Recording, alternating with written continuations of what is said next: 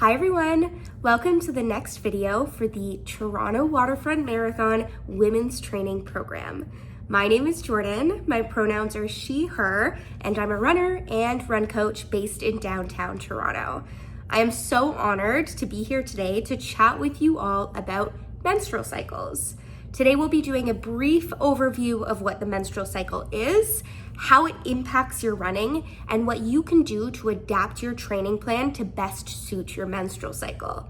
Now, before we get started, I do want to note that research on how menstrual cycles impact running is still quite limited.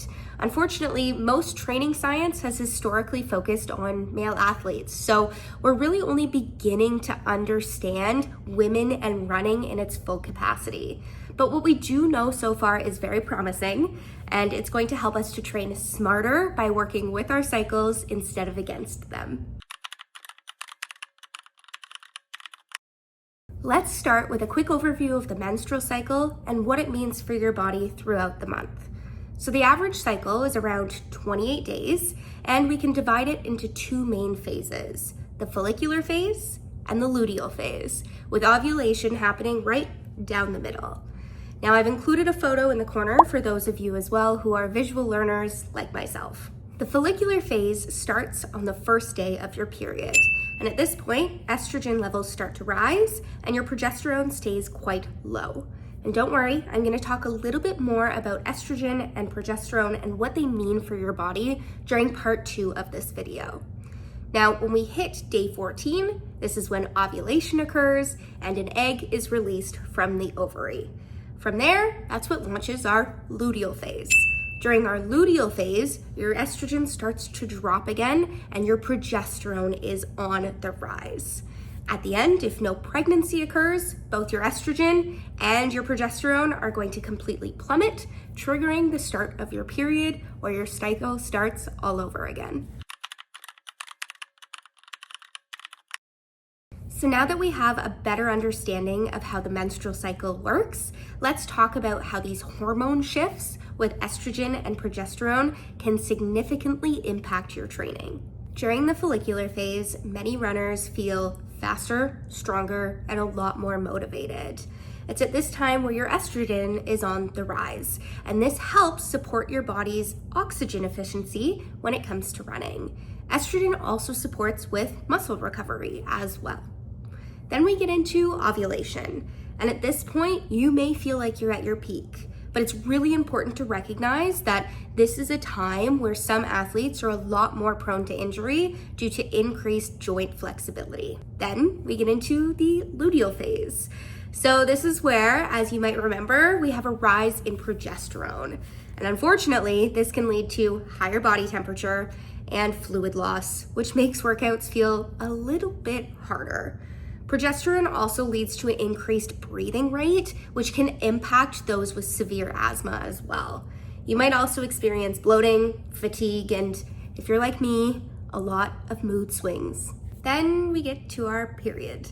During this time, some of us may feel sluggish and a little bit crampy as well, and others of us may feel totally fine. This phase in the cycle is very individualistic, so do as you will and make sure you're listening to your body at this time.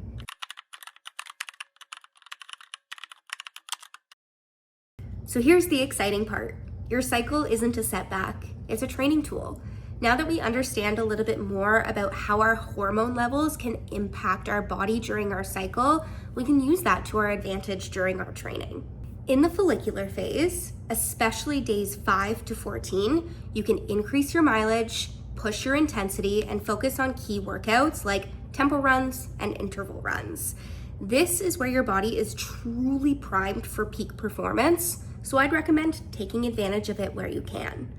Once you hit ovulation, you might feel like you're at your peak, but this is also where you're most prone to injury. So this is where I would prioritize things like your form and proper recovery. In the luteal phase, this is where I would consider dialing it back a little bit. Take your intensity down and focus on maintenance.